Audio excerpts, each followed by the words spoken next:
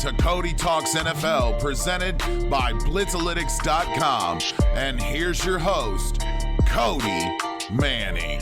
And welcome into the Monday edition of Cody Talks NFL. Hope you guys enjoyed all those great games yesterday. A lot of them came down to the wire, a bunch of shootouts. That San Francisco and New Orleans matchup was awesome. Even my lowly Colts against the Bucs was an awesome game to watch if you got a chance to tune into that at all yesterday. I'm going to go ahead and get into today's episode. I don't have any news topics I really wanted to talk about at the beginning of this episode. I actually just want to get into the show. I'm going to preview tonight's Monday night matchup, and then I'll talk about any news tidbits throughout my, game reviews from yesterday. And then I'll give a quick preview about Thursday night's matchup. It's going to be very quick because it's the Ravens versus Jets. I'm sure you know who I'm going to pick in that one, and I'll get you guys out of here. I'm going to go ahead and get into the Monday Night Football matchup. The Giants are playing the Eagles in Philadelphia tonight. A couple news items for the Giants. They actually signed their punter, Riley Dixon, to a 3-year, $8.7 million extension. So good for him. Looks like they are committed for him to be their punter for the next few years. And then as far as an update on Daniel Jones, he has been officially ruled out. It actually sounds like he could potentially be done for the season. He has a high ankle sprain. He's expected to miss 2 to 4 weeks. So Eli is probably going to get at least 2 games in. Maybe he gets to finish out the season. Who knows? Obviously, if there's any updates for that, I will have that on either Friday's episode or as we go through the rest of the season. As far as other injuries for tonight's matchup on the Giants front, Evan Ingram was ruled out. Actually, I'm going to go ahead and say all these guys I'm about to mention for the Giants have been ruled out. Evan Ingram with a foot, Rhett Ellison with a concussion, Chris Peace with a knee, Jabril Peppers with a back, and Corey Ballantyne with a concussion. On the Eagles front, Camus Gregier-Hill, I think I said that right. He's been ruled out with a concussion. Nelson Aguilar is questionable with a knee. Jordan Howard is questionable with a shoulder. And then Derek Barnett is questionable with the ankle injury. As far as how I think this game's going to go, I mean, everything says Eagles. They're at home. They have a chance to tie as sad as it is, at a 5-7 record. With a win, they have a chance to tie the Cowboys, so they can compete for the NFC East title and somehow still get in the playoffs. So everything says they should win this game, but with how the Eagles have performed this season, I really can't trust it. But then again, you're talking about the Giants, who are on like a 8-9 game losing streak right now. And Eli Manning's playing, but who knows? Maybe Eli Manning goes Kobe Bryant on a farewell tour and just chucks it up in the air and lights the Eagles up through the air, and because their pass defense is terrible and just gives no care and just doesn't care how he looks and somehow in the process balls out. Or he could be Eli Manning and toss a bunch of interceptions and the Eagles walk away with a win. I do expect the Eagles to win. They are the more talented team. I would say they have the better coaching staff and they have more to fight for than the Giants. But I got a $100 fantasy playoff game on the line. So if Carson Wentz doesn't want to have a great game, I'd be happy to. Just saying. But yeah, I expect the Eagles to win this game. Maybe the Giants do stick within it because it is a divisional matchup. But with the talent that the Eagles have and the coaching staff that the Eagles have and what they have to fight for, the Eagles should win this by like 7 points. I could see them winning like a 24-17 type win. But, maybe Eli balls out. We got an interesting matchup, but I do expect the Eagles to win. I'm going to go ahead and get into the Sunday review. As far as the Thursday night teams, the Cowboys and Bears, there is no updates on either team. No news came out over the weekend. So, yes, Cowboys fans, you do have Jason Garrett to deal with for the rest of the season. It actually did come out over the weekend. I guess I should update. I mean, this came out over the weekend, but everybody knows it. The only way Jason Garrett saves his job is if he goes on a deep playoff run. I mean, everybody knows that. So that should be something I need to report to you guys, but I guess I just did, right? So I'm going to go ahead and get into the first game I'm going to talk about from yesterday. The Panthers did lose to the Falcons 40-20. The Falcons are now sitting at a 4-9 record. The Panthers are sitting at a 5-8 record. I'll start on the Falcons front. They did leave that matchup with a couple injuries. Desmond Trufant broke his forearm, and his season is officially done. And Calvin Ridley did leave with an abdominal pain. So we'll see if he's going to have to miss this week or see if that does have any season-ending type of matchup because we're at that point of the year where if it's going to be multiple weeks, you might as well shut down the guy if you're out of the playoff picture. But yeah, Falcons are sitting at a 4-9 record. I guess at this point of the year, it's hard for me to like kind of talk about where they're going. They're basically in evaluation time. I still think even if they were to finish strong, Dan Quinn's probably more than likely out. But yeah, they're sitting at a 4-9 record, but they are a team with their type of talent on the offensive side of the ball. Maybe they can play spoiler depending on who they play. I know they got the 49ers this week, so I highly doubt that happens with how great the 49ers are playing. So yeah, that's where I stand on the Falcons. They just beat a team that fired their head coach, so it shouldn't be a surprise. Yeah, the Panthers are sitting at a 5-8 record. I really don't have any expectations for them to finish strong now that they fired Ron Rivera. I could definitely see them losing out towards the rest of the season. A couple of news items did come out though for the Panthers. I'll start actually with this one. Their young star linebacker Shaq Thompson actually agreed to a 4-year extension. It's $54.2 million with a max value of $57 million. It includes $28 million in guaranteed, and he also got a $16 million signing bonus. So they signed one of their core guys on their defense for the future. And then it came out yesterday. This is something that's kind of been speculative for the Panthers since the beginning, like even if you could say prior to the season. But though there are people around the league that David Tepper, their owner, is going to be eyeing Steelers general manager Kevin Colbert, whose contract is up over the season, and the Steelers vice president of football and business administration, Omar Khan. He's a former minority owner of the Steelers, so he has relationships with those guys. So that's just something to monitor. It looks like he's going to be trying to pluck some people away from that organization and try to build, I guess, a replica of what the Steelers got going on in Carolina. But yeah, that's those both those teams' playoff hopes are officially done. And yeah, it's this evaluation time in Atlanta and Carolina. Moving on to the next matchup, Colts and Bucks got into a shootout matchup. The Bucks did win 38 to 35. I'm going to start with the Bucks since they won. They're sitting at a 6-7 record, but because of how tough the NFC East is, they have been officially eliminated from the playoff picture. So they're just going to be in evaluation mode. But I also think they're a team that, with how great, not I want to say great, but how good they are playing right now, they have a chance to finish the season strong and have like some momentum carried into the 2020 season that could give them confidence to go after a playoff push in 2020. As far as the Bucks, halfway through the game, Jameis Winston suffered a tiny fracture into his hand. He actually wasn't able to start the first series of the second half, but then he was able to come in and help lead the team to victory. And then Mike Evans, on his 61-yard touchdown, he suffered a hamstring injury. Arians said it's not good, and especially now with them out of the playoffs, it does sound like they're probably going to shut down Mike Evans. I would not be surprised either today or at some point this week they place Mike Evans on IR. So that does suck for his fantasy football owners since it's playoffs, but it just makes sense from a team aspect. But yeah, they're sitting at a 6-7 record. They're playing some good ball on the defense and the offensive side of the ball. Jameis still commits turnovers, but he still gets touchdowns in the process. He's the most Jekyll and Hyde quarterback. And I know Jack Bourgeois of Blitzalytics, our CEO, who's a Bucs fan, hates this, but I'm sorry. I think Jameis is going to be back with the Bucs in 2020. I really do. I could see them going franchise tag or maybe a 2 to 3 year team-friendly contract. But who knows? They still might let him walk. Just depends on maybe how these final 3 games go for Tampa Bay. As far as the Colts, though, their downward spiral of the second half of the season just keeps on going. They just cannot find ways to win games in the fourth quarter. They're sitting at a 6-7 record. But I saw this last night. It would take a lot. They probably don't have a chance at the wild card because they would lose the tiebreaker to like the Steelers, for example. And the Steelers are sitting like an 8-5 record, and the Colts can only get to like 9-7.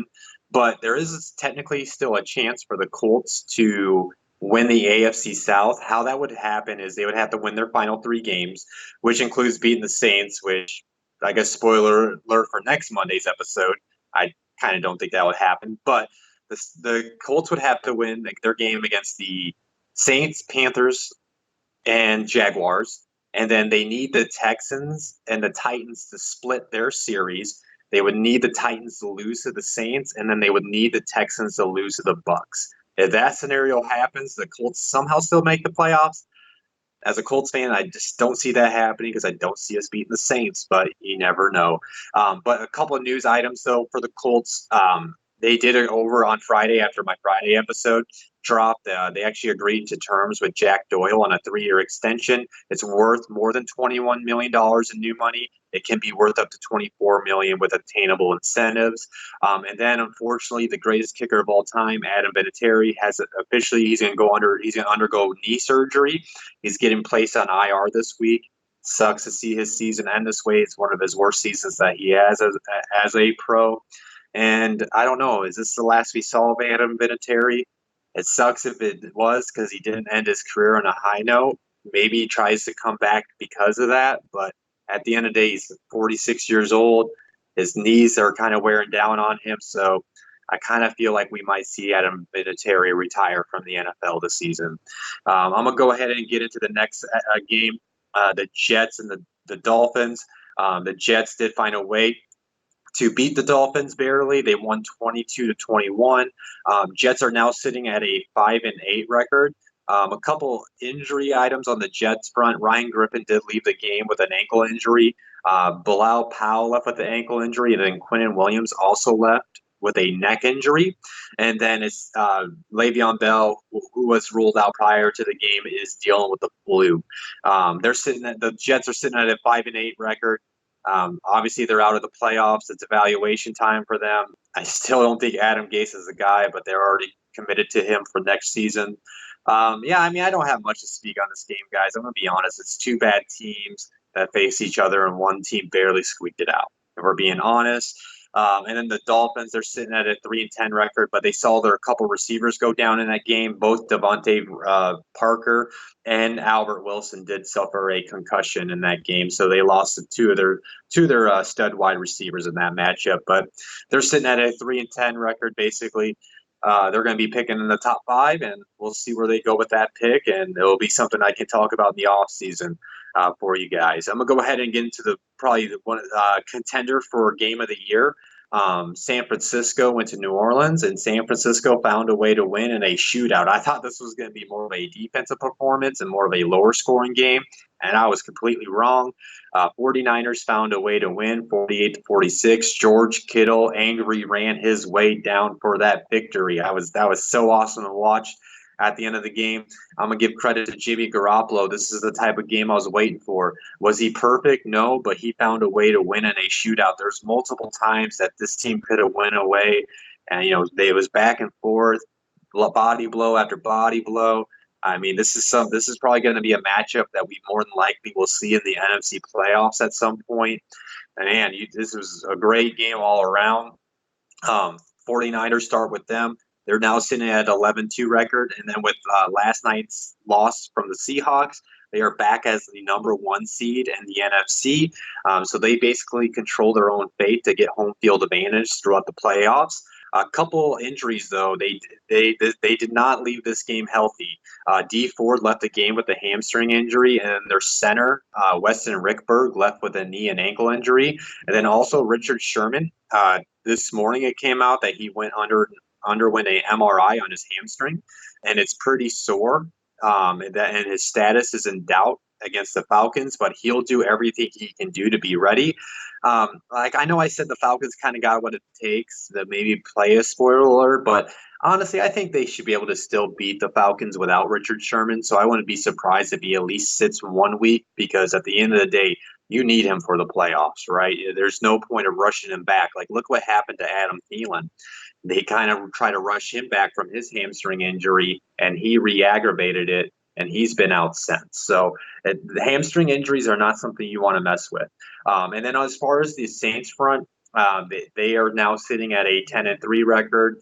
Now they have actually fallen down to the 3rd seed. So basically they're going to want to keep on winning, get back to winning games, so they can try to figure out a way to get into that number 2 seed. maybe things fall their way and they can still get the 1 seed, but they're going to be given all effort right now to get that first round bye. But they also left with some pretty serious injuries. Jared Cook suffered a head injury on a pretty good touchdown catch that he did, and then Sheldon Rankins also suffered an ankle injury.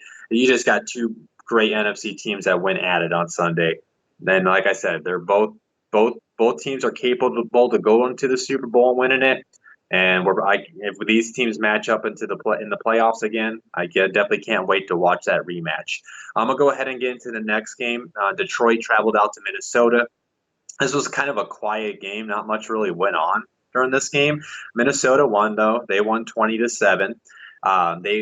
Minnesota's sitting at a 9-4 record. No news or injuries came out with this game, so it basically went as planned, right? Beat a divisional opponent at home and escape with no injuries. They're sitting at the 6th seed at 9-4.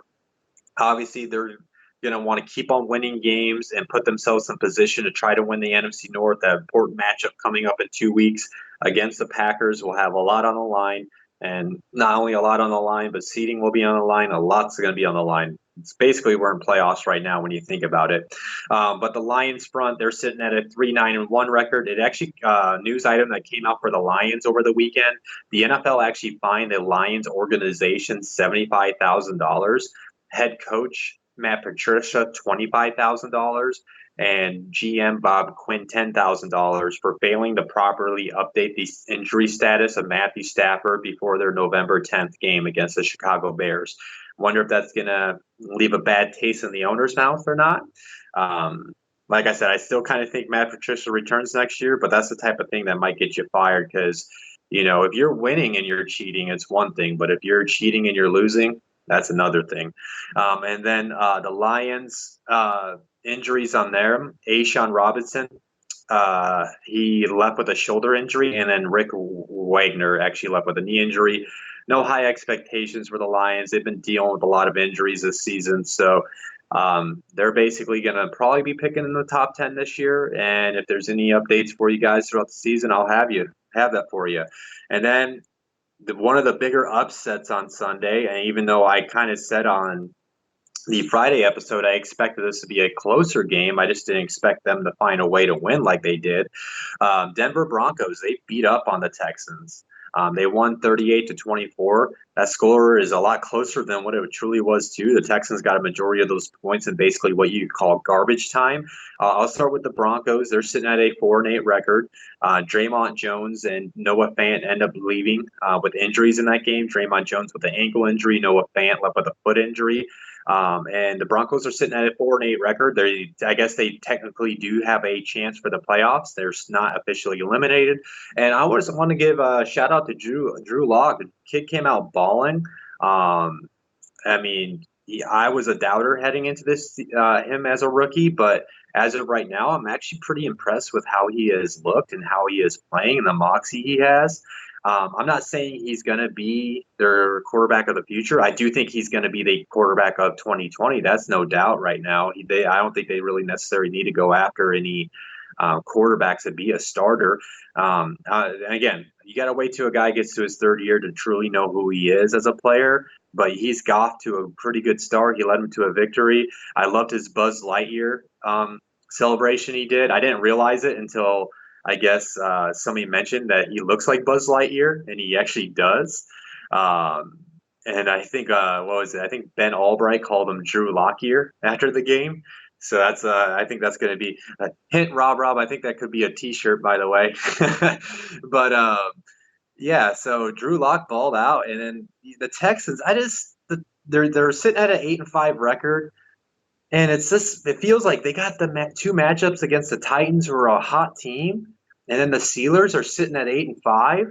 Like, after beating the Patriots, like, I can see the Texans falling out of the playoffs. I can see this happening, and it's like, how do you beat I know the Broncos played really great yesterday, but how do you beat the Patriots and then you fall flat on your face against the Broncos, who are sitting at a 3-8 record entering this matchup? Again, Bill O'Brien can be a good coach at sometimes, and then he just lays eggs like this. And the Texans went from a team after last week. I was like, yeah, they're going to be a team that's going to compete in the playoffs. And now I'm just like, you know what? It might just be a one and done type team, even if they win the AFC South in the playoffs. I just can't not trust Bill O'Brien. That's the guy I can't trust in that organization. He's going to be there next year because they traded all the draft capital away, and what new coach, what I guess premier coach would want to even go there, even if they were to fire Bill O'Brien for missing the playoffs this year. I don't know. It just sucks because I feel like Deshaun Watson's a special player, and I feel like it feels like they're kind of wasting that away with Bill O'Brien. I mean, I could be wrong, right? This could be the loss that gets the Texans fired back up and to get back focused. But I can't trust you when you lose that bad to a 4-8 team. And then I'm gonna go ahead and get into the next game. Baltimore traveled up to Buffalo. It was a defensive matchup. The Ravens found a way to win. They won 24-17. Ravens are sitting at an 11-2 record. They clinched the playoff berth with that win.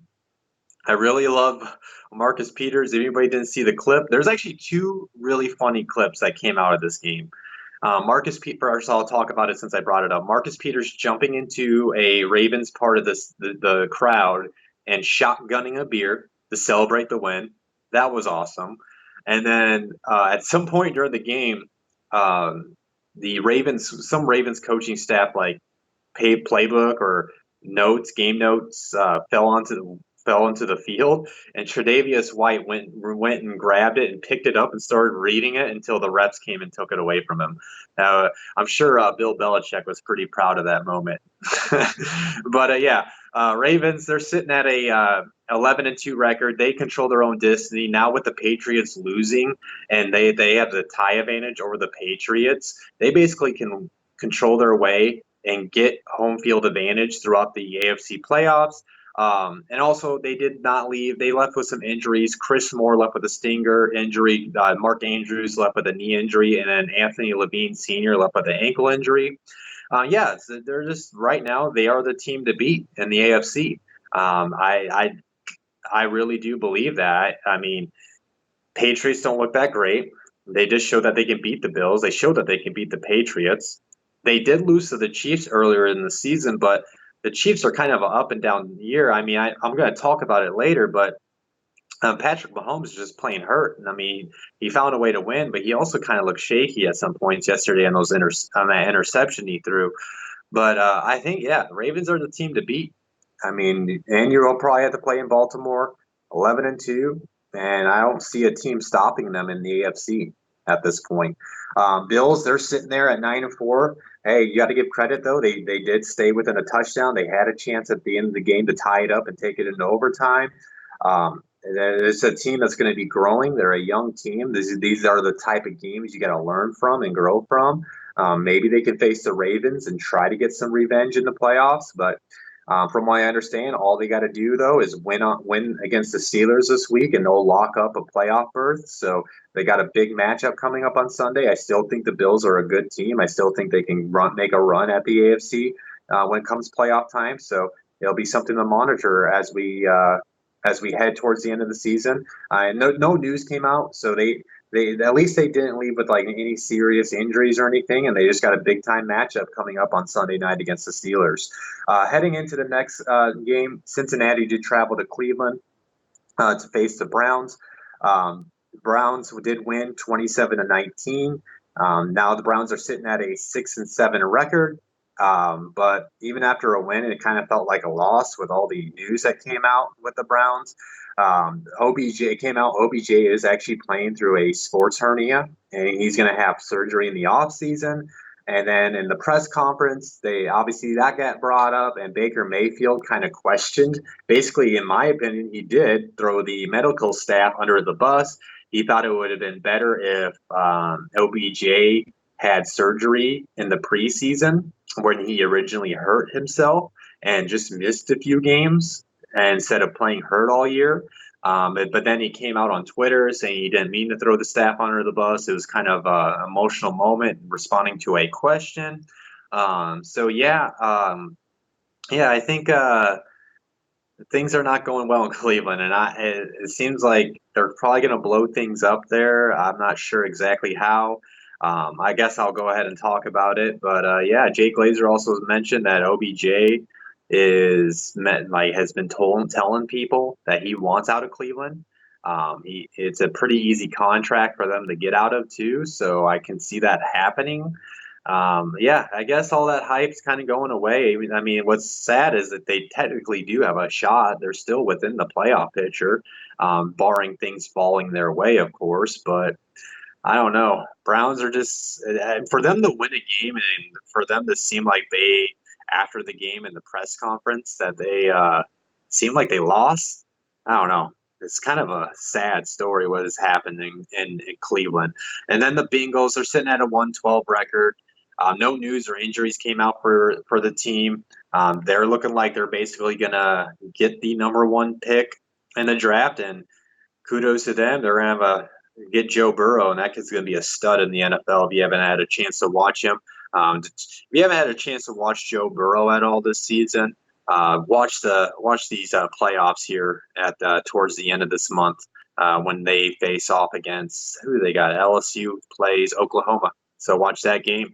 And then I'm going to go ahead and get into the next game. Washington did travel to Green Bay to face the Packers, and they made this a lot closer, and I think this speaks highly about the Packers. I have some major questions if the Packers are going to be able to do anything come playoff time. Packers barely beat the Redskins at home in December football. They only beat them 20-15. Packers now are sitting at a 10-3 record, but they are currently the number 2 seed. So if they control their own fate, they can end up getting a first round bye. As far as the Packers, Montravius Adams did leave with an illness during the game. I'm sure he entered the matchup sick, and then it just got worse as the game went on. But yeah, Packers, they're sitting at a 10-3 record. They can definitely win the North. They could definitely get the number 2 seed. I mean, I shouldn't doubt Aaron Rodgers, especially when it comes to playoff time. But I don't know. When you're only beating the Redskins 20-15, I think that speaks volume to me. We'll see. I mean, their only toughest matchup they have left is the Vikings in a couple weeks. They should be able to handle business. So they're going to be fighting for not only to make sure they lock up the NFC North title, but they're going to be fighting for the home field advantage. And they're also going to be, obviously, if they can win the North and win the rest of their games, they're going to hope the Niners can drop 2, because the Niners do have the tie advantage over them. So they do need the Niners to drop 2 games if they want to get home field advantage throughout the playoffs. And then the Redskins, they're sitting at a 3-10 record. Again, it's valuation time. They weren't going to really make that comeback and win the NFC East title like I was kind of hoping that maybe they possibly could. But unfortunately, as sad as this is, Darius Geis did likely suffer an MCL sprain. He's going to have an MRI to confirm. It just sucks because the kid came off one of his best games and then he gets hurt the next game. I feel so bad for him because he seems like a great person. And more than likely, he's probably going to miss the rest of the season. And I just hope he can have a healthy 2020 season. Also, Ryan Kerrigan suffered a calf injury, and Quentin Dunbar also left with a hamstring injury. So Redskins 3-10. They're going to be picking more than likely in the top 5 this year. Yeah, I mean, it's just evaluation time for the Redskins. I'm going to go ahead and get into the afternoon games. The Chargers went out to Jacksonville, and they completely dismantled the Jaguars. They won 45-10. The Chargers are sitting at a 5-8 record. They're officially out of the playoff picture. They're a team that's probably finally getting healthy at the wrong time now that they cannot make the playoffs. And I guess they're going to see what they got left in Rivers and have to make that decision if they're going to want to stick with Rivers for the 2020 season. Basically, they're a team that you probably don't want to face right now, because they have the capabilities of playing that spoiler type team. For example, they got the Vikings this week, and the Vikings have to keep on winning games so they can hold on to that 6th seed in the NFC and try to win the NFC North. So this is one of those teams you really don't want to face in December. As far as the Jaguars, I mean, I put it on my Twitter yesterday. I was honestly waiting to see the news. Maybe it's like Ron Rivera, and we might get the news tomorrow, or it might come out after my episode drops today. The I think the Jaguars are going to fire Doug Marrone at some point. I can see him not lasting the season. There was actually a stat I saw yesterday. They are the first team since 1986 to lose 5 straight games by 17 plus points. I mean, it looks like the team has given up and they are ready to go on vacation in January. They are ready to go fishing. I mean, I think they're going to lose the rest of their games and finish at a 4-12 record. And Jaguars, though, as far as injuries, Jake Ryan did leave with a hamstring injury, and then DJ Chark, he did suffer an ankle injury as well. I have nothing else to talk about that terrible team. Sorry, Jaguars fans. I'm going to go ahead and get into the next matchup, though.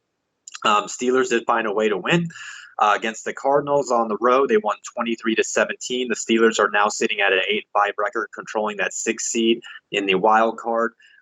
Juju Smith-Schuster, it came out this morning that he is eyeing for his return against the Bills this week. So they're just going to want to keep on winning games. They actually technically do still have a shot to win the AFC North title from the Ravens. Obviously, the Ravens would have to start dropping more games for that to happen. So they're just going to want to keep on winning games and try to, sneak in as a wild card.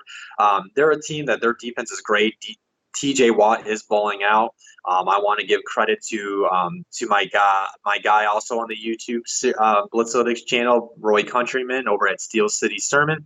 I'm with him. TJ Watt definitely has a case for the Defensive Player of the Year this year. I love seeing that. I love it when my Wisconsin Badgers play awesome at the NFL level. So yeah, their defense can help them win games. And I want to say, Duck Hodges, there were some times yesterday in some throws, especially that throw to Deontay Johnson on the corner touchdown. That was beautiful. Like, I'm starting to believe in this Duck kid. I know I was kind of like doubting if this offense could do something, but maybe if they get Juju back and maybe if they can get Connor back, maybe their offense can start coming along and they could be a team that you don't want to face in the wild card of the playoffs. Because another thing too, Mike Tomlin has now started his career with 13 straight winning seasons. Marty Schottenheimer has the record of 14 winning seasons, so he'll have a chance to tie that record next year. And I guess I never realized that he had 13 straight winning seasons. And the fact that there were some Steelers fans, and there's the fact that myself questioned if the Steelers would fire Mike Tomlin after the season, if the Steelers were to have a letdown season. I'm sorry, I was completely wrong. That's a coach you should never want to get rid of. All that guy does is coach the hell out of his team and find ways to win games. Even if he had the talent of the teams of the past and didn't really do much with them, he's a really good coach. But yeah, Steelers are sitting at an 8-5 record. They can control their own destiny by winning every game and sneaking in as a wild card. I don't think the Ravens will drop games where they will have a shot to win the North, but hey, their defense can help them win games. And then the Cardinals, though, they're sitting at a 3-9 record. Ronnie Gutner did leave with an ankle injury for the Cardinals. Yeah, they had a shot to win, but Kyler Murray just looked flustered yesterday. I think it's because the offensive line's not really giving him time. He threw a couple questionable picks. He still has a lot to work on in this offseason. That roster has a lot to work on in this offseason. But as you saw, though, they had a chance to win, and I still think they could be a team that can play spoiler alert to some teams as we progress through the final 3 weeks of the season. I'm going to go ahead and get into the next matchup. The Titans completely beat up on the Raiders. It was pretty close until the Titans pulled off in the second half of the game. The Titans did win 42-21. The Titans are sitting at a 8-5 record right now. As far as the Titans, though, they have a chance to win the AFC South. They got a final three game stretch, so that's tough. They got the Texans, Saints, and the Texans. So, but they do control their own fate as far as winning in the AFC South, possibly sneaking in as a wild card. Again, they're out of the playoff picture right now, but with a win over the Texans this weekend, they will take the lead in the AFC South. Obviously, they will probably want the Steelers to lose a game too, just so they can have a chance at the wild card as well. A couple of news items did come out with the Titans. The Titans have not started contract extension talks with Derrick Henry. I guess the team actually has a policy of no contract negotiations with players in the season. I don't get that. Like, if you have a chance to maybe get a bargain deal in season, like what if hypothetically, let's just go here, like what if Tannehill or Derrick Henry like help this team get to the Super Bowl and they like put on some memorable performances in the playoffs? That's the premium money you're going to have to pay for the guy. So, like, why wouldn't you try to get him now? That's one thing I do question. And speaking of Ryan Tannehill, report came out yesterday that they are having internal discussions about a new contract for Ryan Tannehill, not the franchise tag. And he's set to become their starter for the immediate future. And our boy Rick Saratella from NFL Draft Bible put it out there this morning that it sounds like he could possibly get a deal similar to what Nick Foles got for the Jaguars. So it seems like Ryan Tannehill is set to be the 2020 and beyond starter for the Titans, barring probably an utter collapse in his performance over these next few weeks. I think these next few weeks can really determine how you want to pay him as he goes against the Texans and the Saints, two playoff teams in the NFL. And then one last thing with the Titans, Kenny Vaccaro. He did leave with a concussion in this game. The Raiders, then they're sitting at a 6-7 record. Josh Jacobs ended up getting ruled out. He has a fractured shoulder plate. He's actually going to have an MRI to probably determine the status for his rest of the season. And Foster Moreau did get ruled out. They're sitting at a 6-7 record. Like I said, I think that the whole team kind of just hit that rookie wall because they're depending on so many rookies. And guys, I don't mean to bash on Derek Carr, but I don't know how you can commit to him anymore because please go watch the game when it's 4th and goal. I know they had I think they were down 42-21, 4th and goal, and he throws the ball away. Like, you don't even try to squeeze it in. You don't try to run it into the end zone. That's a weak play. I'm sorry. It's just a weak play. I mean, Raiders Nation, if you want to back him and come after me, please do. But that's a weak play, and that's a weak play I don't want. Like, I don't know. Like, if I was a player, I would look at and doubt that. If I was a coach, I would look at and doubt that. If I was Mike Mayock and that was my quarterback, I would look at and doubt that. I don't know if they trade him or necessarily cut him, but they do need at least to bring in some serious competition for next year to see who's the quarterback for the Raiders next year. So I'm going to go ahead, though. I just had to get that off my chest because when I saw that yesterday, I was completely baffled. I'm going to go ahead and get into this next matchup. The Chiefs, I'm smiling because the Patriots kind of got screwed for once. The Chiefs faced off against the Patriots, and they won 23-16. Yes, guys, I'll just go ahead and touch upon it. Yes, the refs made some crucial calls. If anybody's been a long-time listener of this podcast, this video series, they already know where I stand. Rob's asked me multiple times, not multiple times, but I think a couple times, or maybe I touched upon it. I can't remember exactly about how I stand on the refs and how this issue could be fixed. So if you want to know how I stand on that, either try to find past episodes where I talk about it or just reach out to me and I can give you my opinion on how they can use technology, 4K cameras, and take the human element out of officiating. Again, though, refs should just let plays turn out. Like, for example, the fumble, like obviously we went through this in the past. If you see a player fumble, just let it play out and let it go to review, and it can be officially a really quick fix. Again, that touchdown that wasn't called a touchdown, if you look at it, the guy kind of had a bad angle where the Chiefs guy was like right and directly in front of the foot of N'Keal Harry. And I think that blocked his view. Again, though, let the guy just get the touchdown, and then you can review it, and then you can confirm it instead of let things happen how they happen. Now, if you're asking me to have sympathy for a team that tends to always get calls their way, ain't gonna happen here. Sorry. So I'm gonna go ahead and get into news items here. Chiefs did win though. They're 9-4. They're going to want to keep on winning games. Now they have the tie advantage over the Patriots. Obviously, they're going to want the Patriots to lose a game or two so they can maybe get the second seed in the AFC and get that first round bye. I don't. They had the win over the Ravens, but they would literally need to have the Ravens lose 2 games, and I just don't see that happening at this point. But the Chiefs did officially clinch the AFC West title. But a couple, maybe you can say a serious news item. Patrick Mahomes, he did undergo X-rays on his right hand after playing through an injury in their win. He will undergo those X-rays on his right hand because he did hurt his hand during the game. Andy Reid said Mahomes had trouble gripping the ball during the game, and that Mahomes added that his hand didn't feel great. So I think maybe that did attribute to why he wasn't looking great on some of his throws. He's just having kind of a banged up year, but with Mahomes, they still have the capabilities of winning in the AFC. Like I said, though, I still think the Ravens are the team to beat, but the Chiefs are a team that proven that they can beat the Ravens. So if there's a team that maybe can take it to the Ravens in Baltimore, it probably would be Kansas City. And then Andrew Wiley also did suffer a shoulder injury against the Patriots. And on the Patriots front, I don't know if you guys had a chance to go see the picture yet, but if you go check it out, but I believe it's his right elbow. Yeah, it is his right elbow, looking at my notes. But Brady had it completely, not just completely like wrapped up in ice. It looked like it was completely, his whole arm was wrapped up. And then he said that he got hit on the elbow during the game, and the injury might show up in the injury report. But he said, however, they don't expect him to miss the game against Cincinnati this week.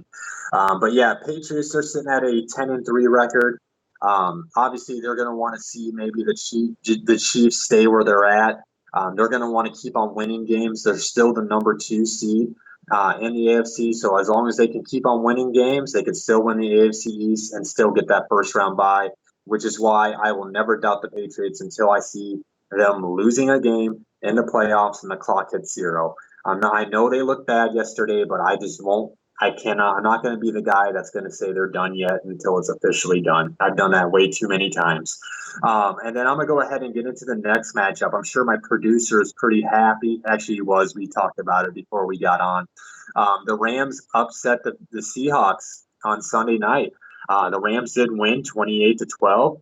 No news or injuries happened for the Rams. The Rams, to me, look like the Rams of old. It's just like, why didn't we see this team all season long? They show they have the capabilities of beating a great team like Seattle. They're sitting at an 8-5 record, sitting right outside the playoff picture. So obviously they're going to want to see maybe a team like the Vikings, maybe a team like the Packers to fall flat on their face where they can sneak in as a wild card. Shoot, maybe even the Seahawks, if the Seahawks start to go on a tumble and they drop a couple games. I don't see that happening, but it's very plausible with how bad the Seahawks looked last night on offense. And then with the Seahawks, they are sitting at a 10-3 record. Rashad Penny did suffer likely a torn ACL, Pete Carroll said. He will have a MRI to confirm that. So it looks like they're down Penny for the rest of the season and will be leaning on Chris Carson. Obviously, now they control their own destiny, though. They're going to want to win out. They got the matchup with the Niners. They still have a shot to win the NFC West and a shot to get that first round bye. But they're going to have to start piling on wins because they don't want to go on a losing streak, especially since the Rams just beat them. And that I'm not sure how that would work out because now they split the series. So I think it would come down to divisional record as far as if the Rams could possibly, say the Seahawks drop a couple games and they finish with the same record. But yeah, so I mean, that's got to be a confidence builder though for the Rams with how they performed last night. Even though Goff threw a couple questionable. No, that was Robert Woods on the pick 6, but that one other pick was on Goff for kind of sailing it. But they still found a way to beat up on them, and this game wasn't even close at all. And then I'll go ahead and do my Thursday night game prediction. It's going to be very quick, guys. The Jets are traveling to Baltimore to the Ravens, and I expect the Ravens to walk all over the Jets. I don't expect this to be a close game. I think the Baltimore Ravens should be able to win between 7 to 10 points. Because it's a Thursday night matchup and teams can kind of play slow, I'll say 7 points. I can see Baltimore winning this game. Actually, you know what? I'm wrong. I'm going to go ahead and say I think Baltimore wins this game like a 31-17 type win. I really do. I think they walk all over the Jets. I don't see a chance that the Jets I don't see any chance the Jets pull this upset off at all. And I'm going to go ahead and get into Rob's question of the day. Which non-playoff team scares you the most if you're a team fighting for the playoffs? Which team is the scariest spoiler? I think right now the Rams. I mean, you're talking about the team that went to the Super Bowl last year. You're talking about a team that's kind of hitting their stride. Todd Gurley's starting to show flashes of who Todd Gurley is as a player. I think that's a team you don't want to play. And if they get hot, I don't know if you necessarily want to play a hot Rams team in the wild card, especially a team that's probably angry, saying everybody's doubting them a couple weeks ago. So I think the Rams are a team you don't want to play. And as far as the AFC side, I think it's the Titans. I think the Titans are a team that you don't want to play. They're one of the hotter teams right now. They can go win the AFC South, have a home game in the playoffs. So that's another team you don't want to play. I think, if I had to pick a team, two teams that are sitting outside the playoff picture that still have a chance to make it into playoffs, it would be the Rams on the NFC side and the Titans on the AFC side. And then other than that, guys, I want to thank you for tuning in on Monday's episode. If you like what you heard and you're on YouTube, please hit that like button. If you haven't subscribed to Blitzalytics YouTube channel, please subscribe to our YouTube channel. Again, though, this audio version of this is always on the Blitzalytics podcast network. We're on like 11 different platforms: Spotify, iHeartRadio, iTunes, Stitcher, SoundCloud. We're basically on any podcast platform that you can find us. We also have our fantasy football hot seat that I do with Rob. We're coming to the end, guys, as sad as it is. I only got a few episodes left of that, but we also have like the Blitz breakdown, the pick six, the XFL files. That's going to be definitely wrapping up as the XFL season comes upon us. And then also, too, guys, it's coming to an end, too, but the All Heart Charity League presented by Blitzalytics. Just if you guys have any money to give, we still want to help those charities out as much as we can. Go to blitzalytics.com/allheart if you have any money that you would like to give this season. And also, since it's that time of the year, I'm sure you're going to be doing some shopping for Christmas, for the holiday season.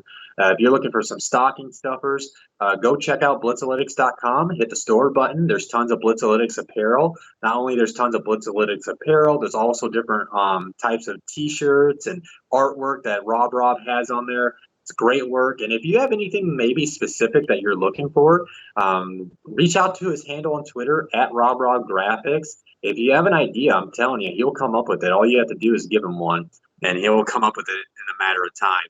So, if you guys want to go get a stocking stuffer for Christmas for your kid or for a family member or whatever it is, go check out our store at blitzalytics.com. Other than that, once again, I want to thank you guys for tuning into this Monday episode. I hope you guys have a great week this week, and I'll see you Friday. Blitz out. Thank you for watching Cody Talks NFL, presented by Blitzalytics.com. As always, hit that like and subscribe button, and then hit that bell notification icon to stay up to date on all things football.